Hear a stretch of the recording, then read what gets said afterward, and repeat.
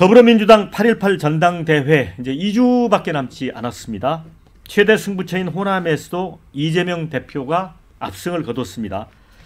자, 최고위원 경선은 1위가 뒤바뀌었습니다. 또 중하위권 후보들이 도약하면서 판세가 안개 속에 접어들었다, 이렇게 봐야 될 것 같습니다. 현재 경기, 대전, 세종, 또 서울만 남겨두고 있습니다. 전체 17개 지역 중 13곳 누적 득표 결과 이재명 후보 86.97%, 거의 87%로 압도적 1위를 지금 달리고 있고요.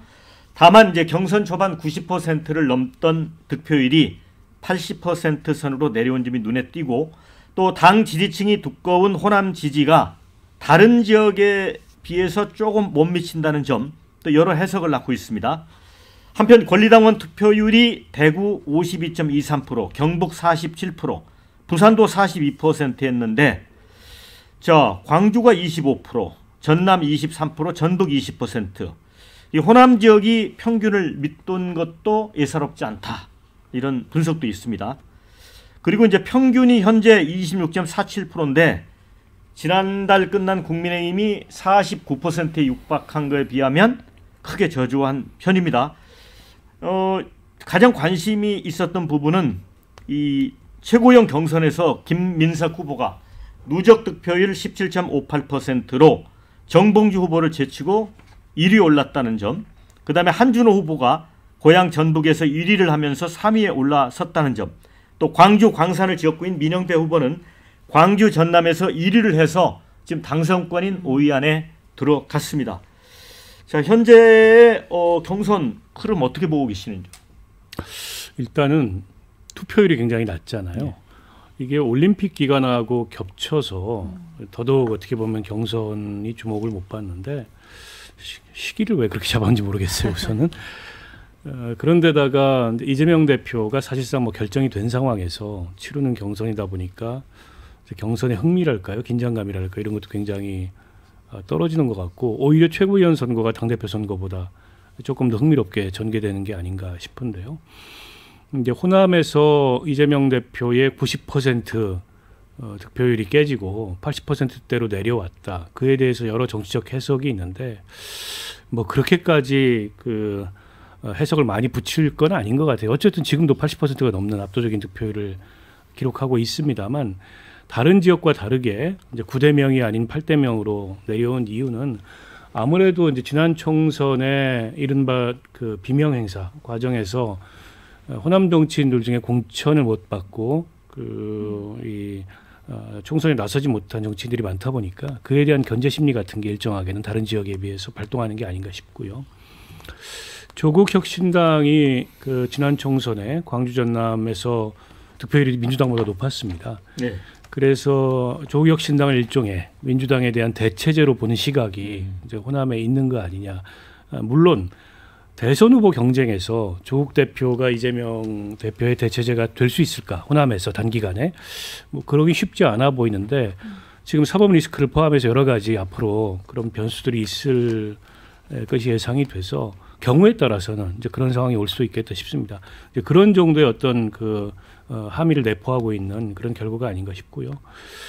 최고위원 선거에서 김민석 후보가 치고 올라와서 1, 2위가 역전된 거는 이재명 대표가 최고위원 순간에 개입하는 순간에 저는 예정됐던 일이고, 남은 이제 대전, 세종, 서울, 경기, 경선의 차이는 더 벌어질 거다. 그래서 아마 뭐 수석 최고위원은 거의 김민석 후보가 당선이 유력한 상황이 되고 있지 않나 싶습니다. 네. 1위에 올라선 이제 김민석 후보가 재명인의 마을에 감사의 뜻을 표했다고 합니다. 교수님. 예, 제가 지난주에도 말씀드렸지만 그게 참 뭐 하는 짓인지 모르겠어요.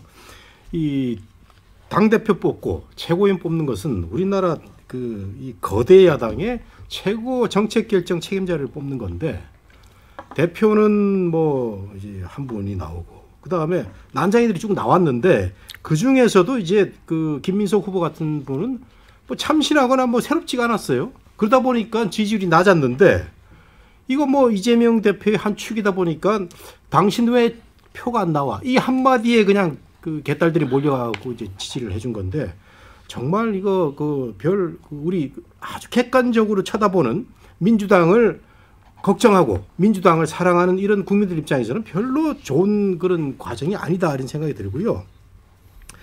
지금 이 폭염에 민주당 전당대회가 계속되고 있는데 이거 정말 저도 이해가 잘 안 가는데 왜 일정을 이렇게 잡았는지. 근데 이유가 있죠. 지금 9월 달에 이재명 대표 그 선거법 위반 그 재판 결과가 나옵니다. 그거 방어하기 위해서는 그 전에 당대표가 돼야 되거든요. 그래서 이렇게 무리한 일정을 짰는데 이 폭염 속에 국민들은 아무도 관심을 가지지 않는다는 겁니다. 정치인하고 연예인은요, 인기와 관심을 먹고 사는 그런 그 직업인데 지금 그들만의 바보들의 행진을 하고 있습니다. 민주당 전당대회. 그러니까 25%의 투표율이 나오고요. 지금 정치권에서 한심하게 이를 데 없는 게 민주당 전당대회 이 과정하고 필리버스터 하는 건데요. 이 올림픽하고 겹쳐가지고 국민들이 아무런 관심, 정말 민주당 그 당원들만의 잔치가 되고 있는데 정말 우려스럽다 이렇게 생각이 되고, 제가 보기에 그래도 그 최고위원들 후보로 괜찮다는 전현희나 김병주 이런 분들이 밀리는 거 보면 민주당 전당대회가 이렇게 지금 정상적이지 않은 과정도 아닌가 이런 생각도 좀 듭니다. 네. 네. 근데 어쨌든 이와 관련해서 이제 정청래 최고위원은 당원이 주인된 것 같아서 감격스럽다 이런 입장인 반면에 지금 이현주 후보 같은 경우는 누군가 오더로 조직표가 움직인 것 같다 이런 발언을 했었는데 나중에 또 사과를 했거든요. 그런데 이현주 후보는 지금 7위로 완전히 밀려나 버렸거든요. 어떻게 보세요, 이런 게? 일단 이제 앞서서 전당대회 시기를 왜 굳이 8월 18일로 잡았냐 이제 말씀 주셨는데 이걸 좀 팩트를 말씀드려야 될 것 같아서요. 일단 이재명 전 대표의 임기가 2년이었고 2022년 8월 28일에 전당대회를 통해서 당대표가 됐거든요. 그러다 보니까 이제 2024년 8월에 전당대회를 해야 되는 것이고, 그러다 보니까 이제 날짜가 8월 18일로 이제 잡혔는데, 그러다 보니까 또 우연히 또 올림픽 기간과도 겹치고 있는 상황입니다. 그렇지만 이재명 대표의 사법 리스크와 관련해서 인위적으로 짠 스케줄은 아니다라는 말씀을 좀 드려야 될 것 같고요. 일단 이 무더운 정말 더위 속에서도 지금 전당대회가 계속되고 있고, 그 과정에서 사실 주말에 호남 지역에서의 전당대회가 있었는데 투표율이 낮다라는 부분에 대해서는 당내에서도 우려가 나오고 있는 것은 사실입니다. 그러나 이제 아시다시피 이게 지금 권리당원들의 온라인 투표만 반영이 되고 있고 그것만 투표율이 나오고 있기 때문에 8월 17일, 18일 ARS 투표까지 다 봐야 되고 대의원들의 투표, 그다음에 일반 여론조사까지 합치게 된다라고 한다면 총 투표율은 많이 올라갈 수 있겠다라는 생각은 들고요. 그리고 이제 앞서 얘기가 나오는 것처럼 지금 최고위원들의 순위 경쟁이 굉장히 좀 치열해지고 있습니다. 사실상 당대표 경쟁은 이재명 대표로 거의 확정되는 분위기인 거는 분명해 보이는데, 최고위원들의 지금 순위 다툼은 굉장히 치열하거든요. 지금 갑자기 김민석 후보가 1위로 올라섰고, 그리고 김병주 후보 같은 경우에는 앞서서 초반에는 굉장히 앞서가다가 지금 좀 뒤로 밀리는 그런 양상을 보여주고 있는데, 사실 또 수도권이 남아 있기 때문에 그 과정에서 또 최고위원들의 득표율은 지금 차이가 많지 않기 때문에요. 얼마든지 지금 바뀔 수 있기 때문에 국민 여러분들께서 올림픽도 보시면서 또 민주당의 또 전당대회의 결과를 또 끝까지 보신다면 또 최고위원들의 이 투표율에서는 굉장히 또 재미있는 관전 포인트들이 있기 때문에 조금은 잔잔하지만 작게 또 흥행을 하고 있지 않나라는 또 개인적인 견해 붙여봅니다. 흥행하고 있다. 잔잔하게는 하셨어요. 그런데 아까 이제 8.18 전대가 제가 보니까 어제도 일부 기사가 났던데, 김대중 전 대통령 서거 15주기 날이거든요. 18일이. 거기서 이제 어떤 특별한 의미를 갖고서 이렇게 한 건지 그것도 궁금하더라고요. 저는 진짜 이번에 그 호남 민심을 개인적으로 굉장히 주목하고 있거든요. 김대중 전 대통령 시절에 저는 이제 청와대 출입기자였습니다. 3년 동안. 그래서 이제 그 당시에 민주당 또 청와대 인사들과 교류가 굉장히 많았고요. 근데 제가 느끼기에는 그 당시 김대중 대통령을 지지했었던 지지층 또는 이제 그 뒷받침했었던 주요 인사들 중에 정서적으로는 상당수가 이미 민주당에 굉장히 이질감을 느끼고 오히려 보수 쪽에 더 정서적으로 저는 가까워졌다고 생각합니다. 그러니까 지금의 민주당, 이재명의 민주당은 김대중 또 노무현 때 민주당과는 굉장히 다른 그 성격을 띠고 있다라는 거죠. 이번에 호남의 투표율이 20%대 다 기록했지 않습니까? 저는 이제 우연이 아니라고 생각하고요.